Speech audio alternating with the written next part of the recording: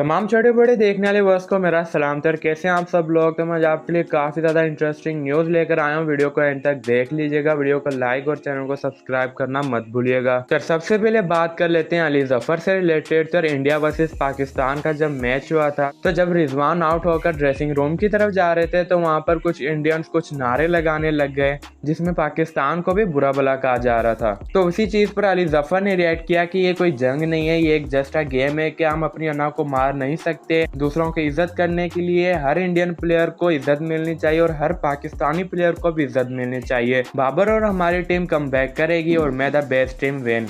तो इसी के साथ बढ़ते हैं अगली न्यूज़ की तरफ जो कि फ़लस्तीन से रिलेटेड है। तो काफ़ी ज़्यादा ऐसे इन्फ्लुएंसर है जो इस सिचुएशन पर आवाज़ नहीं उठा रहे। तो उसी से रिलेटेड अदनान हाशमी ने कहा कि ये जो इन्फ्लुएंसर आज भी फ़लस्तीनी भाइयों के लिए आवाज़ नहीं उठा रहे हैं और अपनी मस्ती में मगन है, कल को आपको कुछ हो गया तो ऐसे ही खामोश रहेंगे। मिलके लानत भेजे इनकी बेइज्जती पे और अनफॉलो करें इन्हें। मिस्टर जे प्लेयर ने कहा कि ये बाकी कंटेंट क्रिएटर कोई नई स्टोरी डाल रहा, क्या मौत पड़ी है इनको, मतलब कि बस स्पॉन्सर्ड कंटेंट ही डालना इन्होंने।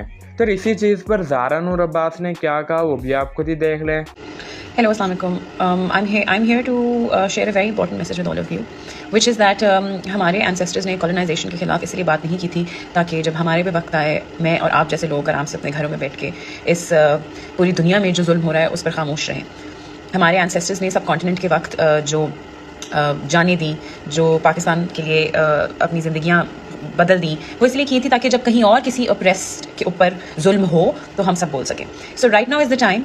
प्लीज़ भूल जाएं कि किसको कौन सा ऑडिशन मिलने वाला है और किसको कौन सा वो जो एक बहुत बड़ी टॉम क्रूज़ के साथ फिल्म होने वाली है जिसकी भी वो नहीं होगी, वो प्रॉब्ली नहीं ही होगी क्योंकि आप एक थर्ड वर्ल्ड कंट्री हैं और आपके बारे में किसी को फ़र्क नहीं पड़ेगा, उसी तरह जिस तरह फ़लस्तीन के बारे में किसी को फ़र्क नहीं पड़ता। याद रखिएगा, इस वक्त जो ऑप्रेसर के साथ खड़ा है और जो जुल्म करने वाले के साथ खड़ा है, they will change the history and the future of the world. So make sure you guys are on the right side of the history and there's no two sides of the story. They have a problem with Islam, they have a problem with Islam, with Muslims. It is a huge propaganda. Just don't confuse it with any other thing. Please understand that we are a third world country. Today it's Palestine, tomorrow it's going to be any of us. It's going to be just any of us and nobody's going to talk about it if we don't talk about them right now. So please use your platforms, talk about what's right because you never know, tomorrow it could be one of us. तो इसी चीज़ पर काफ़ी ज़्यादा लोग राना हमजा सैफ को ये कह रहे हैं कि आप फ़लस्तीनियों के लिए फ़ंड इकट्ठा करें। तो उसी चीज़ का रिप्लाई देते हुए उन्होंने क्या कहा वो भी आप खुद ही सुन लें। अस्सलाम वालेकुम जी, उम्मीद है आप सब बिल्कुल ठीक होंगे। जो मसले चल रहे हैं फ़लस्तीन में उस पर मैं थोड़ी सी आपसे बात करना चाहता था और कुछ चीज़ें आपको बताना चाहता था। ये जो मैं बोल रहा हूँ फ़लस्तीन, हम लोग डेली स्टोरीज लगा रहे हैं, पोस्ट लगा रहे हैं। मैं पिछले कोई काफ़ी दिन से डेली बेसिस पे स्टोरीज लगा रहा हूँ, बट उसके अंदर इशू ये आ रहा है कि मैं ये उर्दू में ये वर्ड क्यों बोल रहा हूँ कि अगर आप इसको इंस्टाग्राम पे, ट्विटर पे, फेसबुक पे, यूट्यूब पे इंग्लिश में बोलोगे या वो जो बड़ा मशहूर हैशटैग चल रहा है मतलब वो फ़लस्तीन के बारे में, इस तरह की कोई भी चीज़ें जो वर्डिंग आप इंग्लिश में यूज कर रहे हो उसकी रीच को यूट्यूब, इंस्टाग्राम, फेसबुक, ट्विटर ये उसकी रीच को कम करने की कोशिश कर रहे हैं। कोई भी स्टोरी में लगाता हूं उसके व्यूज नॉर्मल स्टोरी से कम होते हैं क्योंकि उसकी रीच को रोका जाता है। तो पहली बात तो ये कि आप लोगों ने इंग्लिश में इस वर्ड को भी यूज नहीं करना, उर्दू में करो और खुल के इसको रिपोस्ट करो, स्टोरीज लगाओ और किसी की प्रोफाइल से अपनी प्रोफाइल पर रिपोस्ट करने की बजाय स्क्रीनशॉट लेके अगर आप लगाओगे तो वो उसके व्यूज ज्यादा आपको आएंगे और वो ज्यादा फैल सकती है। मतलब व्यूज ज्यादा आने का मतलब ये नहीं है कि कहीं से आपकी रीच बढ़ जाएगी, आपकी जो रीच रोकी जा रही है वो रुकेगी नहीं। हमारे हाथ में इस टाइम ये है कि हम जितना हो सके सोशल मीडिया पे हम शेयर करें उसको, उनके लिए बोलें, उनके लिए दुआ करें।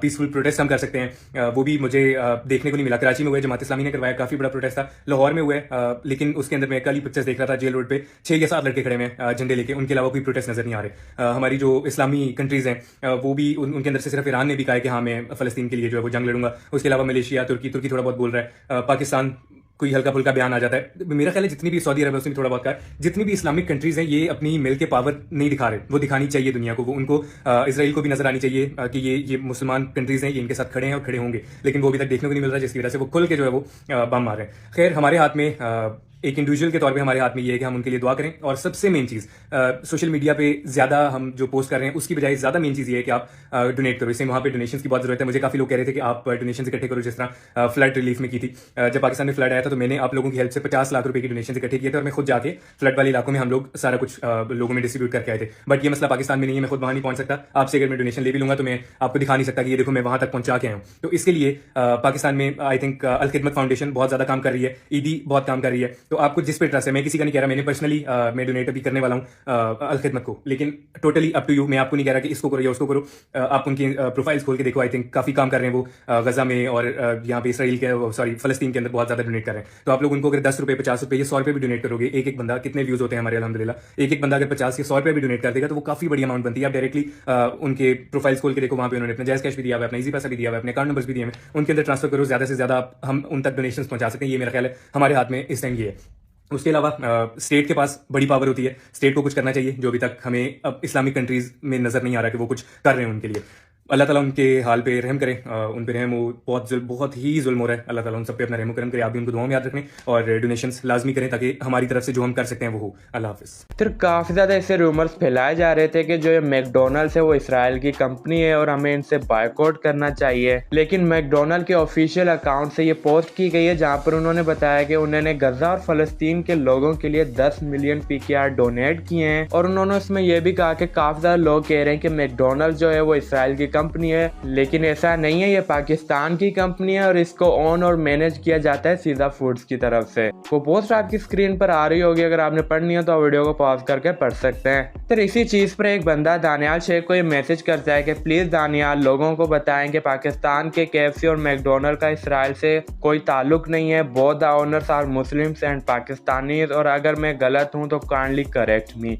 तो उसी पर ही दानियाल शेख ने कहा कि this is an idiotic demand to ban western brands. I will make a detailed video in a day or two on why we should not ban these brands. Stop harming your own economy and your own people. तो इसी के साथ बढ़ते हैं अगली news की तरफ, जो कि डक्की भाई से रिलेटेड है। तो डक्की भाई को काफ़ी ज़्यादा हेट दिया जा रहा है। उसकी वजह यह है कि उन्होंने एक व्लॉग अपलोड किया था जहाँ पर वो सी फूड खाते हैं। तो उसी व्लॉग के कमेंट्स में काफ़ी ज़्यादा लोग ये बोल रहे थे कि आप जो कुछ खा रहे हैं हराम है। तो उसी का रिप्लाई देते हुए उन्होंने अपने न्यू व्लॉग में क्या कहा वो आप खुद ही देख लें। भैया कल मैंने एक वीडियो अपलोड की थी जहां मैं सी फूड वगैरह ट्राई कर रहा था, लॉबस्टर, क्रैब्स और प्रॉन्स वगैरह। तो मुझे नीचे कुछ लोग कमेंट के अंदर कह रहे थे कि ये हलाल नहीं है। अच्छा, हमको सिखा दिया है भाई। अब आपको एक चीज की नॉलेज नहीं है इसलिए मैं आपसे ज्यादा बहस नहीं करूंगा, लेकिन फिर भी जो है ना हम एक बेसिक गूगल सर्च कर लेते हैं, जो तुम लोगों को भी कर लेनी चाहिए थी कमेंट करने से पहले। आर ऑल सी फूड हलाल? तो गूगल भाई साहब हमें क्या कहते हैं, all kind of food from the sea are permissible. Permissible का मतलब ये है कि allowed. There are certain type of water animal which are forbidden such as crocodile, frogs and turtles. यानी कि मगरमच्छ, मेंढक और कछुए वगैरह जो है वो हलाल नहीं है। इसके अलावा अगर सी फूड मरा हुआ भी हो ना तो वो भी हलाल है। और अगर तुम लोग अभी तसल्ली नहीं हो रही तो कुरान के अंदर सूरह अल माइदा वर्स नंबर 96 क्या कहता है, it is lawful for you to hunt and eat seafood. Lobster, crabs, prawns, shells, squid, ये सारे जो है सी फूड कैटेगरी के अंदर आते हैं और ये हलाल है। अगर हलाल ना होता ना तो जिस रेस्टोरेंट से हमने खाया ना वो पाकिस्तान में है, वो 2 मिनट के अंदर जो है ना सी लोग के जेल में बैठे होते जिन्होंने वो रेस्टोरेंट खोला है। अब तुम लोग खुद ही बताओ कि पाकिस्तान के अंदर वो रेस्टोरेंट है और तुम लोगों को लगता है कि वो हराम बेच रहे होंगे। और इसी के साथ बढ़ते हैं अगली न्यूज़ की तरफ, जो कि सबा मास से रिलेटेड है। सर उनका इंस्टाग्राम अकाउंट हैक्ड हो गया था, तो अब वो रिकवर्ड हो चुका है। उसकी अपडेट देते हुए उन्होंने क्या कहा वो आप खुद ही देख लें।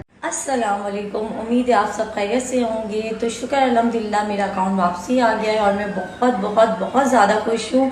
मैंने इसके लिए बहुत मेहनत करी और कब से कर रही थी। मैं शायद पासवर्ड भूल गई थी और मुझे याद नहीं आ रहा था और ना अकाउंट खुल रहा था, क्या हो गया था आई डोंट नो, बट अल्हम्दुलिल्लाह वापसी आ गया है। अब बहुत अच्छी चीज़ें आने वाली है, स्टे ट्यून्ड। तो आज के लिए हमारे पास ये कुछ अपडेट्स थे। अगर आपको वीडियो पसंद आया तो वीडियो को लाइक और चैनल को सब्सक्राइब कर दीजिएगा। मिलते हैं अगली वीडियो में। Till then take care and अल्लाह हाफिज़।